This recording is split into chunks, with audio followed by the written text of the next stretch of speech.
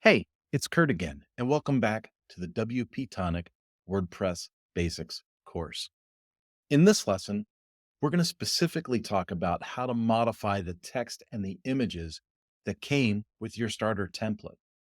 Now, remember, each of these tools or platforms that we show that come from WP Tonic or that are available outside of WP Tonic, well, they have their own tutorials, in-depth tutorials that teach you how to use each of these products, at a very finite, minute, level.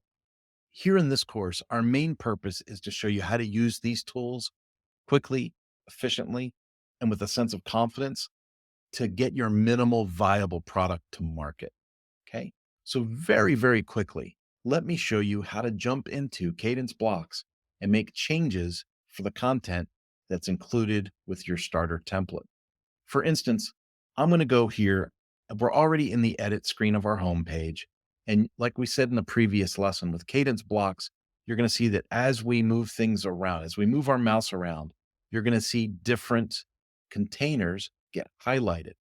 Now, what's really interesting about using Gutenberg or the block editor is that we can work directly in this edit screen and we can highlight different things that we might want to change. So let's say that I like the feel of this bicycle website, but I'm not really building this website as a bicycle store. I'm building it more as a website that'll have courses that shows people how to repair bicycles. So I'm going to change my heading here and say, learn to repair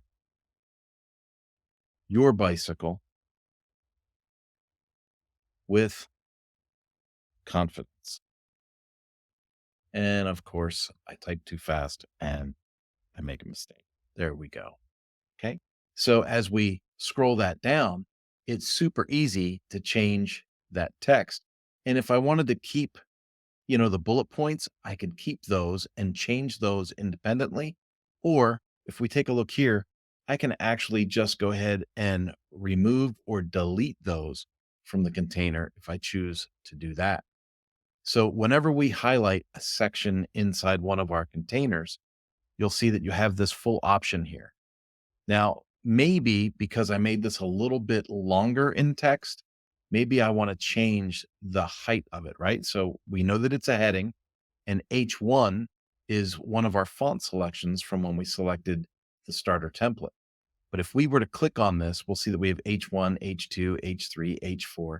And if I were to click on this to H2 or move it down to H3, oh, hold on. Apologies. I need to highlight that. You'll see that we can affect changes here.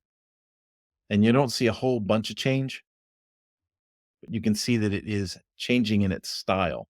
So I can pick the one that suits my container the best. If I want to change the font size, I go over here to the side and see where it says font size 80. I can pick that and I can maybe run that down to 60. And we'll see that by changing that font size, we change its relationship to the container as well.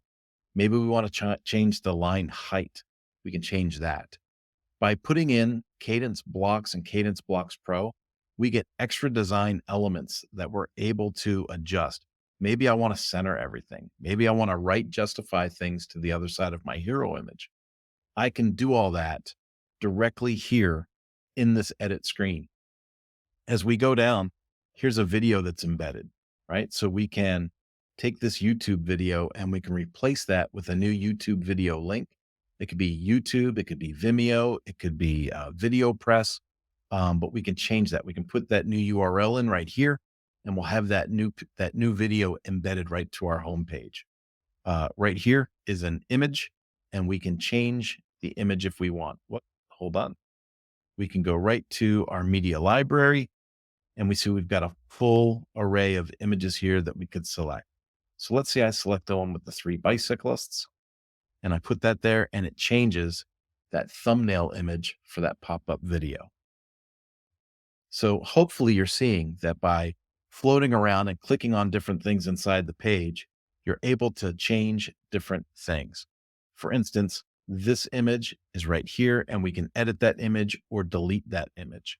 I can click this image and it changes. I can edit this image over here on the right, or I can change some of the characteristics of how it's displayed. So you can see right there, I've just changed the way that that whole image is displayed, or we can run it back down, right? And so there are all different ways that you can manipulate content inside your page and change the content so that it meets your needs. Here's an instance where it's a gallery of bicycles and it's, trying to sell bicycles, says our bikes feature an ergonomic design. So maybe we say here, you know, servicing bikes for each style of riding and leave it like that. Right. And then maybe we have, instead of this placeholder text, we have here our courses show you how to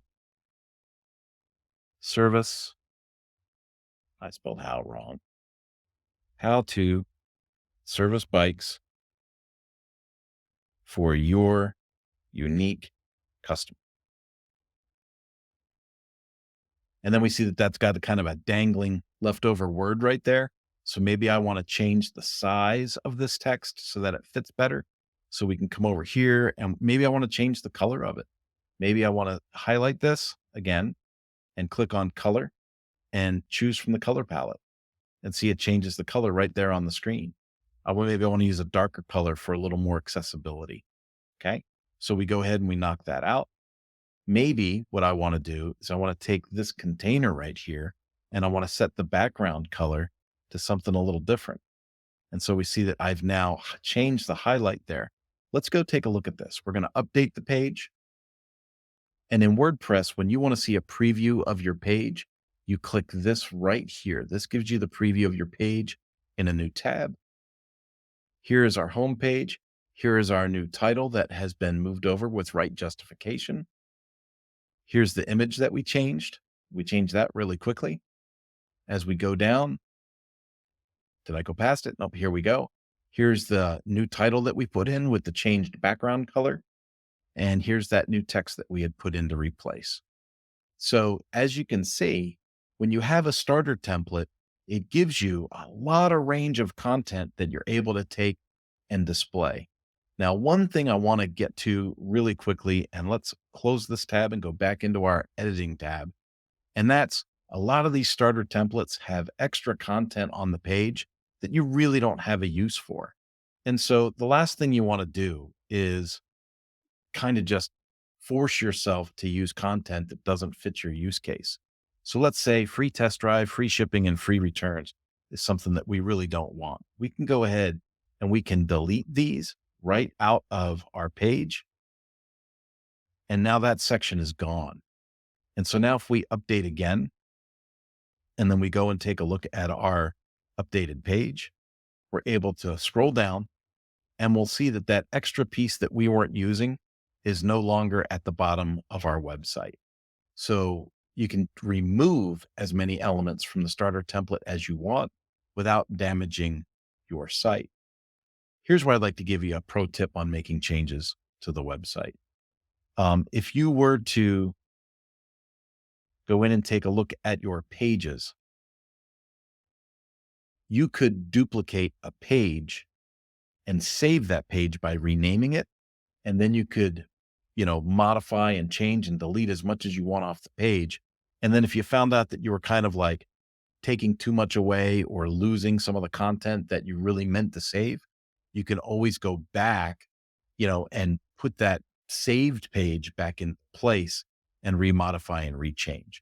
So if you are new to, deleting or removing content and you're afraid that you're going to delete or remove too much, you can always duplicate the page, rename that page, and kind of save it in your page listing. So that way, if you edit too harshly, you can always go back to where you started and start over again. Remember, once you update the page is updated, right? Now, there are ways to go back to update versions, and we'll cover that a little bit later in these lessons.